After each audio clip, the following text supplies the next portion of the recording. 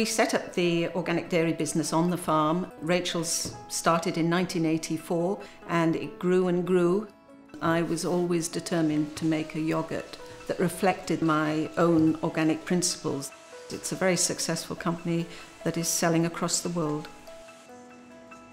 I was having communication with my son John in Australia and getting more and more concerned because they discovered his blood pressure was very high, but they weren't really getting to the bottom of what was wrong with him.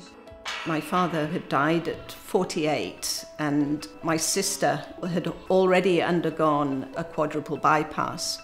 I really didn't think there was anything wrong with my heart. However, as a lifelong dairy farmer, we were always very interested in the genes and the breeding program on the farm. I took the opportunity to ask the cardiologist whether it was possible that I could have passed on a defective gene. I was examined and I had the confirmation that I carried the defective FH gene. Finding out was just mind-blowing. FH was a completely new word, completely new vocabulary for me. I knew that I had high cholesterol because I'd had a test, but I was never worried about it. I'd always had a very healthy diet. And so to discover that the high cholesterol was an indication of a gene defect that I'd inherited was completely new to me. I am so relieved that I ended up getting that information.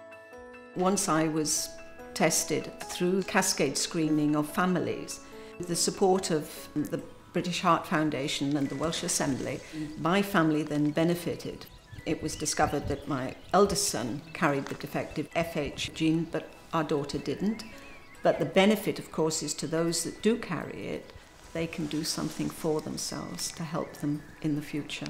When I had confirmation of my FH diagnosis, that information, when it went out to Australia, allowed them to investigate my son John, and thankfully he was then able to have a life-saving operation. In that respect, my finding out my problem saved his life.